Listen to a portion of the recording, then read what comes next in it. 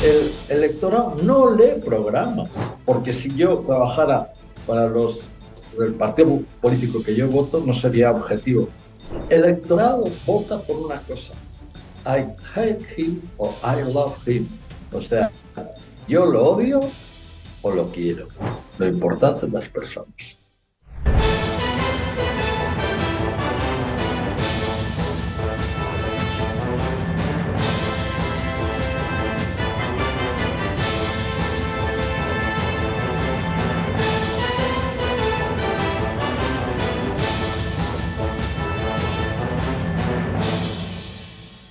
Les habla Pocho Salcedo y damos la bienvenida a nuestra audiencia en Sudamérica y a todos aquellos que nos acompañan de costa a costa aquí en los Estados Unidos continental y en Hawái.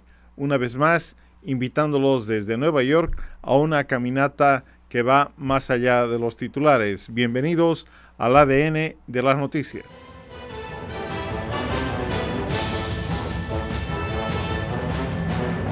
Como han escuchado ya al inicio de este programa, hoy presentamos a ustedes a un verdadero experto de campañas políticas que nos hablará de cuán importante es el primer impacto en una campaña, cuáles son la generación de los mensajes centrales, qué es la imagen política, la de una empresa o de una persona.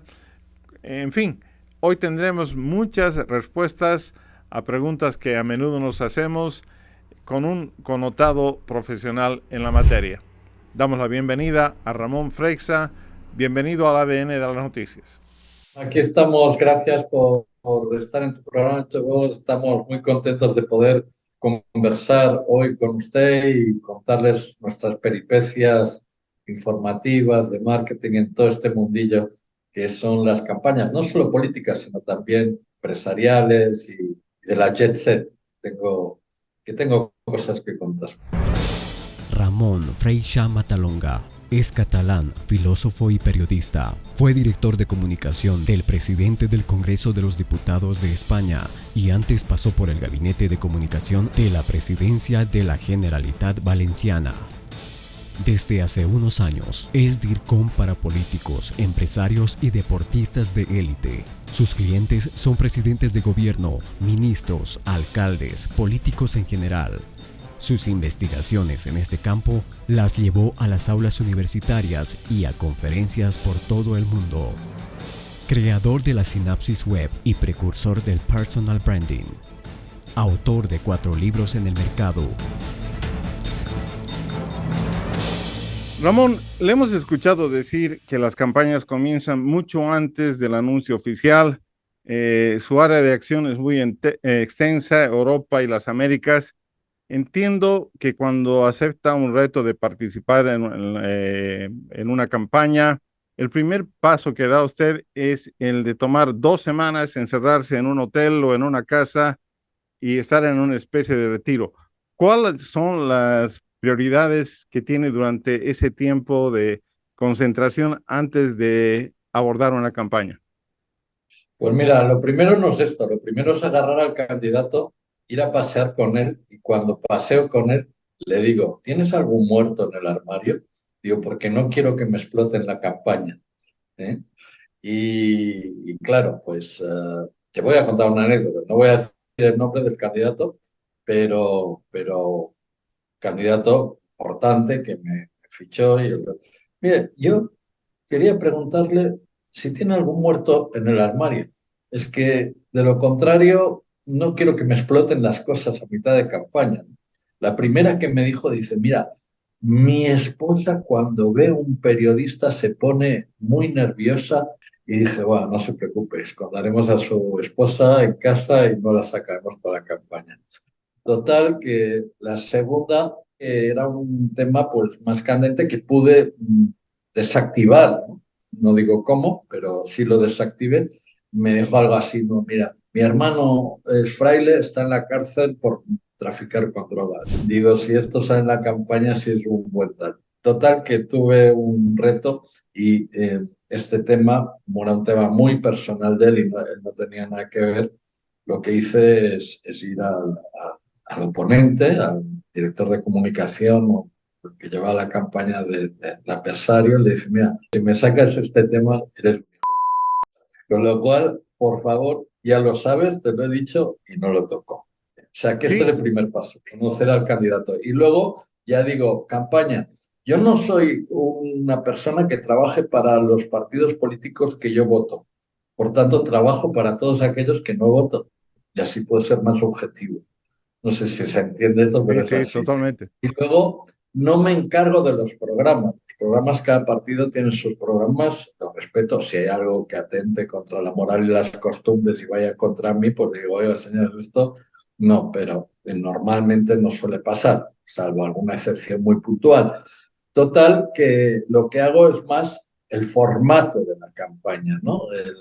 Todo lo que es el cómo se va a ver la campaña. Y para eso yo lo que hago es encerrarme en un sitio, en un hotel, 48 horas, y allí pues al lado de un campo de golf, pienso hasta que doy con lo que tengo que dar, ¿no? Y en aquel momento digo, chalinga, que dicen acá, ¿no? O sea, esto está bien, puede ser la buena idea, y ahí parto para echar para adelante. Otra de las prioridades que entiendo suyas son la de conformar un equipo de trabajo, porque es un equipo multidisciplinario y este equipo de trabajo tiene dos características, según lo que entiendo, una de un grupo de analítico y otro un poco un grupo intuitivo. ¿Quiénes conforman una Sí, pues campaña ideal? vamos a ver, en una campaña uno tiene que saber decir exactamente qué es lo que sé hacer yo y qué puedo hacer yo, porque una campaña es algo muy grande, ¿no? Con lo cual uno no puede llegar a todo y tienes que contratar o terciarizar para ti, para tu equipo, a equipos especialistas y más hoy en día, ¿no? Tema digital, en el tema de geoestrategia, en los temas, pues lógicamente de diseño, etcétera, ¿no? Yo sé dibujar, pero no sé hacer acabados con vectores y no sé qué, no. O sea, cada uno sabe lo que tiene. Mi principal virtud creo que es tener ideas. Y ideas que no son, digamos, políticas, porque fíjate una cosa, el secreto de una campaña, ¿qué es lo que quieres en una campaña? El electorado no lee programas. Yo no he visto ningún, o muy poca gente, un 0,0 que lee los programas de los partidos. ¿Eh? El electorado vota por una cosa, I hate him o I love him. O sea, yo lo odio o lo quiero. O me cae bien o me cae mal. Y lo que tienes que hacer, lograr en la campaña, no es, ojo, está implícito el programa, por supuesto, pero no es explicar el programa y no sé qué, no sé cuál. No, es I love you. Te quiero o I hate you. Te odio. Por ahí van los tiros. Lo cual tú tienes que diseñar algo que lógicamente vaya al love. El ir al love es ir al corazón, porque en definitiva en la campaña, si me cae bien, es porque le he tocado algo en el corazón. Es un poco la sensibilidad, el sentimentalismo, y más cuando a veces trabajamos fuera de Europa, en Latinoamérica, esto se lleva más. Usted hace un énfasis importante en comenzar una campaña política de salir con lo que llama usted el hit, el golpe inicial impactante. Por ejemplo, Donald Trump comenzó con su campaña con este eslogan de Drain the Swamp o drenar el pantano, refiriéndose a los políticos de Washington. Eh, Cuéntanos un poquito de la importancia de ese hit y cómo se llega a tener Sí. esa primera impresión tan importante. El hit todo el mundo sabe que es un golpe, ¿no? Hit, ¡pum! Es como el boxeador, ¡plam!, que le pega un golpe y lo deja viendo las estrellas. Y esto es lo que en una campaña yo busco estos hits. Pero no solo el golpe que vean las estrellas, sino que este golpe envíe el concepto. Y más ahora con todos los elementos digitales, porque las campañas se han vuelto digitales, quieras o no. Si bien tienen presencia en calle, porque los hombres nos movemos de un lado a otro y es importante, los medios tradicionales todos están en la red, ¿eh? ya no es aquella campaña que hacíamos para medios. Sí se mantiene la calle, porque las personas se mueven por las ciudades, se mueven en viajes, se mueven en los aeropuertos, se mueven en las carreteras, se mueven, con lo cual allí tiene que tener buena presencia, pero sobre todo el tema digital. Si estudiamos el tema digital, que yo no soy un experto, yo me autodenomino cibersonso, o sea que no tengo ni idea de temas digitales. Lo entiendo, pero no me hagas apretar botones, soy muy malo para eso, busco a mis expertos, pero sí el concepto. El concepto es que tú entras en los medios digitales y vas con el dedo, si rápido viendo 1, 2, 3, 4. O sea, la capacidad de poder enviar un concepto, un mensaje, lo tienes que mandar con una imagen, solo una imagen, y que ésta te impacte y además esta te dé el mensaje. ¿Cómo lo haces? Bueno, pues fijaros, esto no lo he inventado yo, es de antiguo, ¿no? Margaret Thatcher, en una famosa foto de campaña, ella expresó perfectamente lo que es la inflación. ¿Cómo? Pues salió a la calle donde están los periodistas y tenía en sus manos 2 bolsas de la compra, una súper llena y una muy michi, muy vacíita, cada una con el cartel de un año. Un año que no había inflación, que rellenaba y le costaba poco, y otra con la inflación que no podía comprar ni nada, ¿no? Bueno, pues esto no hay que explicárselo a nadie. Y esto es lo que busco. Yo busco en mis campañas, una vez le doy vueltas a las ideas, le doy vueltas a qué mensaje quieren mandar, a partir de ahí intento buscar estos hits. Te podría contar muchas anécdotas de este tipo de hits, ¿no? Como la que hice como candidato español, de que ya llevamos toda la campaña, ya no sabíamos qué decir. De repente, en el breakfast de la mañana, haciendo el briefing para preparar la rueda de prensa y tal, pues me dice, bueno, ¿y hoy qué hablamos? Ya es la última tal. Digo, yo eché mano a mi bolsillo y me encontré una castaña. O sea, una castaña. Le dije, toma esta castaña. ¿Y qué hago con la castaña? Le expliqué en el perfil, mira, haz esto. Llegamos a la rueda de prensa, cientos de periodistas, pam, pam, pam. Y él le dije, agarra la castaña y la tienes durante toda la rueda de prensa sobándola en tu mano. Así, ostensiblemente, ¿no? Y vas contestando lo que te pregunten, porque lo que te pregunten te lo han preguntado 1000 veces. Vale. Al final de la rueda de prensa, yo tenía una compañera de medios, medio televisión, le dije, oye, Margarita, ¿te has fijado en el candidato que tiene un algo en la mano? ¿Por qué no se lo preguntas? Como ya al final, un momento relajado. Ah, señor candidato, ¿por qué tiene usted algo en la mano y está moviendo? ¿Qué es eso? Dice, sí, perdonen que les haya molestado con esto, pero como estamos al final de campaña, estoy tan estresado que estoy con una castaña. ¿Y saben por qué con una castaña?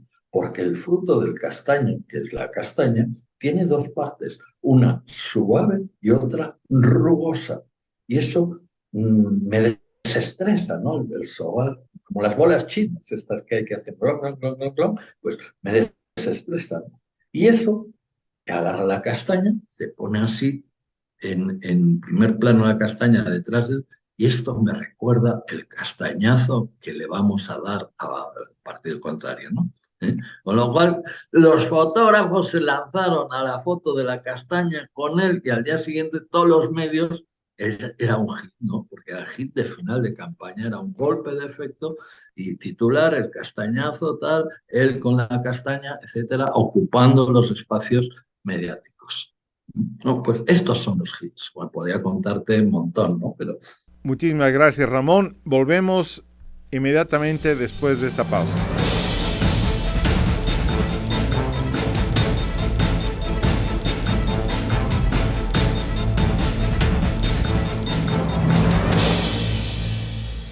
Y estamos de retorno con Ramón Freixa. Ramón, quiero hacerle la siguiente pregunta.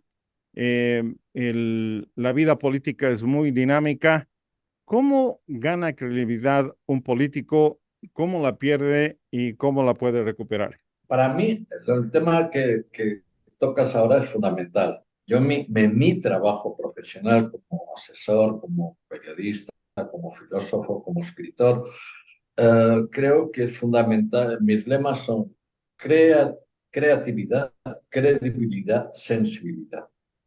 Y eso es lo que yo intento transmitir. Con lo cual, para mí, la credibilidad es fundamental, fundamental. Y te digo una cosa, creo que dime quién eres y te diré con quién andas. O sea, ¿qué significa esto? Es las obras son lo que te definen.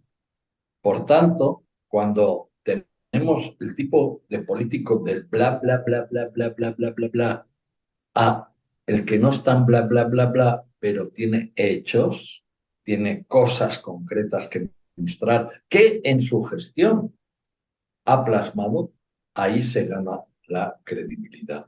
Es capaz de hacer o ha hecho en su vida personal, con lo cual si ha hecho en su vida personal lo puede trasladar a la vida pública. Por tanto, ahí es el filo de la credibilidad. Primero la credibilidad personal, que es la única extrapolable hacia lo que es la credibilidad pública. Ahora bien, todos somos humanos y podemos cometer errores. Todos. Y a veces errores y horrores que no son por culpa nuestra, sino que vienen desde el cargo público porque suceden en tu equipo, en tu entorno, en tu gestión, que no es directamente tu gestión, porque yo a un presidente de un Estado dudo que le llegue todo lo que hace todo el gobierno. Por tanto, tenemos que saber que en política esta lluvia nos va a mojar. Por tanto, es distinta una lluvia que venga del paraguas para adentro, que es externa, que una lluvia que venga encima tuyo por tu culpa, ¿no? Porque no sabes tu paraguas, porque es un desastre, porque, en fin, no vamos a entrar en por qué, ¿no? Y ahí hay dos maneras de volver a la credibilidad, ¿no? Y tus obras te dirán si es creíble.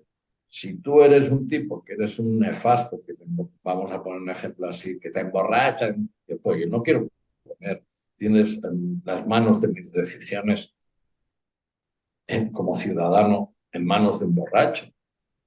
¿Sí? Con lo cual tienes que cambiar y puedes volver a crecer si cambias. Ramón, de la campaña de Donald Trump se pueden decir muchísimas cosas, pero hay una que resalta a mi criterio. Se distingue por ser un candidato con un mensaje consistente y disciplinado. Donde quiera que esté, Trump tiene una retórica repetitiva, es un maestro en el branding y siempre tiene uno o dos conceptos que los va repitiendo de cualquier manera. Fake news es una de ellas, que los medios de comunicación son enemigos del pueblo, etcétera. ¿Cuál es el pensamiento suyo sobre lo que ha sido y lo que es ahora la campaña de Trump? Sí, te puedo decir una cosa de lo que has dicho, que es una estrategia dentro de la comunicación política, que es las cosas hay que repetirlas una y otra vez. Tú muy bien sabes que las audiencias no son siempre las mismas a las mismas horas. Hay gente muy fiel a los programas, a los noticieros y tal, pero hay una gran masa que lo que pasa también en las campañas o en el momento de hacer algo en política para llamar al voto, que es el indeciso, ¿no? Y este va y viene son las grandes bolsas, son los que deciden. Con lo cual, un mensaje dicho un día no vale para nada. La publicidad, tú sabes, mira este que pesado, tal marca, un día, 2 días, 3 días, el mismo, y vuelve a repetir, y vuelve a repetir, y vuelve a repetir. Sí, claro, tienes tu público fiel. Y luego los indecisos, estos incluso negacionistas que tienes, que quizá la primera, la segunda, la tercera, la cuarta, la quinta no, a las 100 veces que lo has dicho, el clic le cambia el chip, ¿no? Esa es la estrategia. Bueno, muchísimas gracias. Ramón, generalmente escuchamos que un líder exitoso tiene la capacidad de influir, de articular sus pensamientos de una manera fácil, entendible y que también debe tener carisma. Y aquí le hago una pregunta. ¿Cuán importante es el carisma? Por ejemplo, Vladimir Putin es un líder poderoso, pero no es un líder carismático a criterio de muchos. Bueno, el carisma yo creo que es lo que te decía antes, ¿no? Es te cae bien o te cae mal, ¿entiendes?